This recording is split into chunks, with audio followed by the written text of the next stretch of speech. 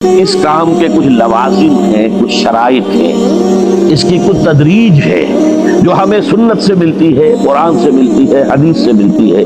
تو میں اس کام کے ضمن میں اس کی وہ تدریجی مراحل اور اس کے لوازم اور اس کی شرائط بیان کرنا چاہتا ہوں۔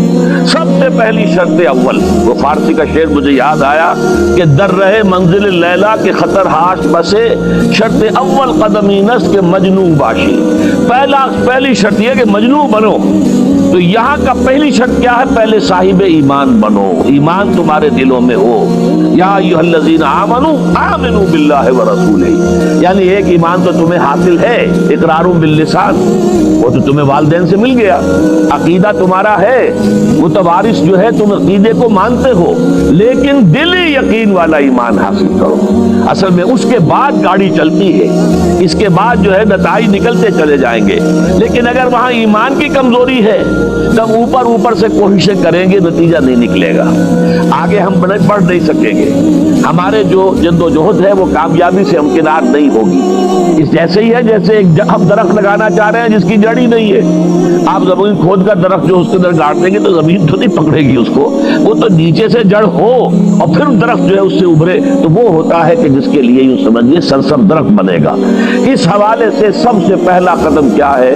ہم اپنے گریبانوں میں جھانکیں، اپنے دلوں کو ٹٹولیں، وہ یقین والا ایمان ہے یا نہیں؟ اگر ہے تو اللہ کا شکر ادا کیجیے، تہنیت، مبارکباد، اور نہیں ہے تو پہلا کام یہ ہے کہ اے ایمان کے دعوے دارو، ایمان لاؤ جیسے کہ ایمان کا حق ہے۔ یقین اللہ کی ذات پر، اس کی صفات کمال پر، یقین مرنے کے بعد اٹھنے پر، بعث بعد الموت اور حساب کتاب، یوم حشر اور جنت اور دوزخ کا یقین، فرشتوں کا یقین، وحی کا یقین، قرآن کا یقین، کتابوں کا یقین، نبیوں اور رسولوں کا یقین، اور محمد الرسول اللہ کا یقین صلی اللہ علیہ وسلم کہ آپ آخری اور کامل رسول ہیں اللہ تعالیٰ کے، خاتم النبیین بھی ہیں اور آخر المرسلین صلی اللہ علیہ وسلم۔ یہ یقین پہلے پیدا ہونا چاہیے۔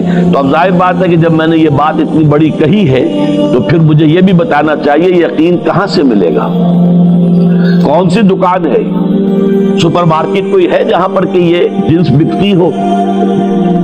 پہلی بات تو یہ ہے کہ اس کے لیے آسان ترین طریقہ کیا ہے؟ صاحب ایمان کی صحبت اختیار کرو۔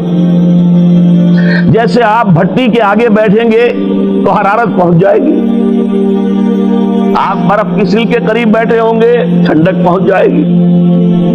اگر صاحب ایمان ہے، کسی کے دل میں یقین والی بھٹی دہک رہی ہے، تو اس کے قرب سے آپ کے اندر بھی یقین پیدا ہو جائے گا۔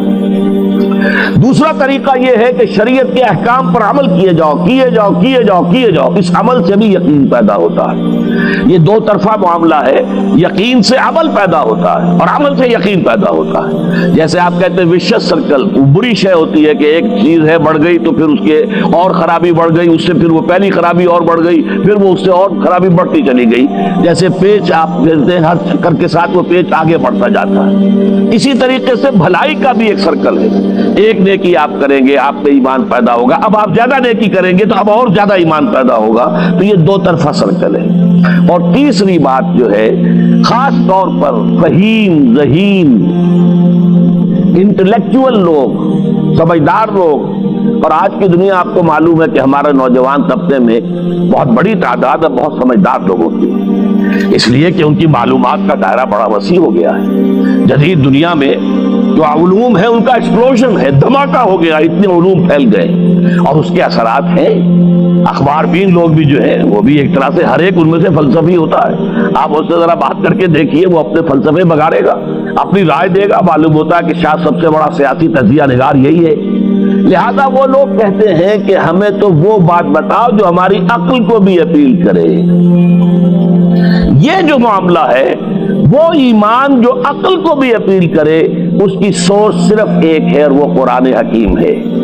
مولانا ظفر علی خان نے ایک شعر کہا تھا بہت سادہ انداز میں، وہ جنس نہیں ایمان جسے لے آئیں دکانیں فلسفہ سے، ڈھونڈے سے ملے گی عاقل کو یہ قرآن کے سپاروں۔ عاقل جو ہے انٹلیکچوئل، ایک ہے عام آدمی جو ہے صاحب یقین کی صحبت سے بھی یقین پیدا ہو جائے گا، عام آدمی عمل کرتا رہے گا اس سے بھی یقین پیدا ہو جائے گا، لیکن عاقل، انٹلیکچوئل، وہ شخص جو کہتا پہلے میری عقل کو اطمینان ہونا چاہیے پھر مانوں گا، اس کے لیے جو سورس ہے، منبع ہے، سرچشمہ ہے ایمان کا، وہ صرف اور صرف قرآن ہے۔ اس میں غور و فکر کرے، انسان اس طرح قرآن کو پڑھے کہ وہ براہ راست اس کا مفہوم اس کے دل کے اوپر اترتا چلا جائے۔ جیسے علامہ اقبال نے کہا ہے کہ تیرے ضمیر پہ جب تک نہ ہو نزول کتاب، گرہ کشا ہے نہ راضی نہ صاحب کشاف۔ قرآن تو تمہارے اپنے قلب پر نازل ہونا چاہیے، اور یہ اصل میں ان کے والد نے کہا تھا ان سے، بالکل بچپن میں۔ علامہ اقبال چھوٹے سے بچے تھے، ان کے والد تھے ذرا صوفی منش آدمی تھے، وہ شیخ نور محمد۔ وہ آئے فجر کی نماز مسجد سے پڑھ کر آئے تو دیکھا کہ اقبال جو ہے بچہ وہ قرآن پڑھ رہا بیٹھا ہوا۔ اس نے کہا والد نے کہ بیٹے تم یہ قرآن کیسے پڑھتے ہو؟ اب وہ حیران ہوا بچہ، یا بجان بس میں پڑھتا ہوں قرآن جیسے پڑھتے ہیں، آپ کا مطلب کیا ہے؟ کہا بیٹے قرآن ایسے پڑھا کرو کہ جیسے یہ تم پر نازل ہو رہا ہے، یوں سمجھو کہ تم پر نازل ہو رہا ہے، تم مخاطب ہو۔ اب اس چیز کو انہوں نے اپنے اس شعر میں ادا کیا، تیرے ضمیر پہ جب تک نہ ہو نزول کتاب، گرہ کچا ہے نہ راضی نہ صاحب کشاف۔ جیسے یہ قرآن قلب محمد پر نازل ہوا تھا، فَإِنَّهُ نَزَّلَهُ عَلَىٰ قَلْبِكَ، جبرائیل نے یہ اے نبی اے محمد آپ کے دل پر اتارا ہے۔ تو جب تک ہمارے بھی دل پر نہیں اترے گا تو قرآن مجید جو ہے وہ ہمیں انسپائر نہیں کر سکے گا۔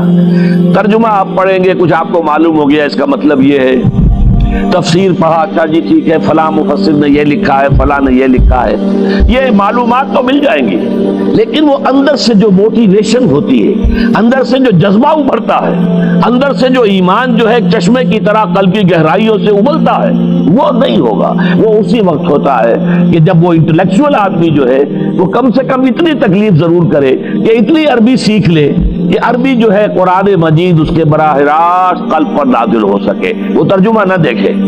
اب ایک آیت پڑھی پھر ترجمہ دیکھا، اور دیکھا اس میں نمبر 11 لکھا ہوا ہے، حاشیہ میں جا کر دیکھا نمبر 11 یہاں ہے، وہ دیکھا، تسلسل تو ٹوٹ گیا۔ اب وہ بات نہیں رہی، اور ترجمہ جو ہے وہ سبھی جانتے ہیں، دنیا میں ہر بچہ بھی سمجھ لے گا کہ غالب کا کوئی شعر ہو اور وہ آدمی پڑھ کے جھوم جاتا کہ کیا بات کہی، اسی کا انگریزی میں ترجمہ کر دیجیے، اب اس میں کچھ بھی نہیں۔ آپ نے مفہوم تو بیان کر دیا انگریزی میں، لیکن جو تاثیر ہے اس غالب کے شعر کی وہ انگریزی میں منتقل نہیں ہو سکتی۔ تو قرآن مجید کا کچھ نہ کچھ مفہوم تو ترجمے سے معلوم ہو جائے گا، قرآن کی تاثیر ترجمے سے نہیں حاصل ہو سکتی، تفسیر سے نہیں حاصل ہو سکتی۔ اسی لیے دو سب سے بڑی تفسیروں کا ذکر علامہ اقبال نے کیا ہے کہ گرہ کشا ہے نہ راضی، نہ امام راضی کی تفسیر کبیر سے تمہیں فائدہ ہوگا اور نہ امام زمخشری کی کشاف سے ہوگا، جب تک کہ تمہارے اپنے دل پر قرآن نہ اترے۔ اور اس کے لیے لازم ہے کم سے کم یہ کہ اتنی عربی انسان سیکھ لے کہ بیریئر نہ ہو ٹرانسلیشن کا، کوئی پردہ حائل نہ ہو درمیان میں، تسلسل نہ ٹوٹے، آپ براہ راست پڑھ رہے ہیں اور براہ راست اس کا مفہوم آپ کے قلب پر نازل ہو رہا ہے۔ تو پہلا سٹیپ جو میں نے ان 3 آیتوں پر اضافی آیت سورہ نساء کی آپ کے سامنے رکھی، ہم میں سے ہر شخص کا پہلا کام یہ ہے کہ وہ یقین والا ایمان حاصل کرے۔ عام آدمی کے لیے صاحب یقین کی صحبت بھی مفید، عام آدمی کے لیے عمل سے بھی یقین پیدا ہوتا ہے، لیکن انٹلیکچوئل کے لیے، ذہین کے لیے، فہیم انسان کے لیے، انٹیلیجنسیا جسے آپ کہتے ہیں، اس کے لیے لازم ہے کہ وہ قرآن مجید کی گہرائیوں میں غوطہ زنی کرے، اور قرآن اس کے اپنے قلب کے اوپر نازل ہو تو کہیں جا کر وہ قرآن کو سمجھے گا۔ چنانچہ علامہ اقبالی کا ایک اور شعر میرے ذہن میں آیا ہے، وہ میں آپ کو سنا دوں۔ ہم یہ سمجھتے ہیں کہ عرب تو ان کی اپنی زبان ہے، لہذا وہ تو قرآن مجید کو سمجھتے ہی ہوں گے، لیکن بسا اوقات ایسا بھی ہوتا ہے اگر دل پر حجاب آئے ہوئے ہوں تو قرآن مجید کے سمجھنے سے بھی کچھ حاصل نہیں ہوتا، دل پر حجاب ہے۔ یہی وجہ ہے تو عرب ہو یا عجم ہو، تیرا دل نہ دے گواہی، لغت غریب یہ قرآن مجید جو ہے، تو عجم ہو یا عرب ہو، یہ قرآن مجید تیرے لیے لغت غریب رہے گا جب تک کہ تیرا دل گواہی نہیں دیتا۔ تو ایک تو طلب ہدایت ہو انسان کے اندر، اور دوسرے یہ کہ قرآن مجید کو براہ راست نازل ہونے کا موقع ملے قلب کے اوپر، تو ایمان یقین والا حاصل ہوگا۔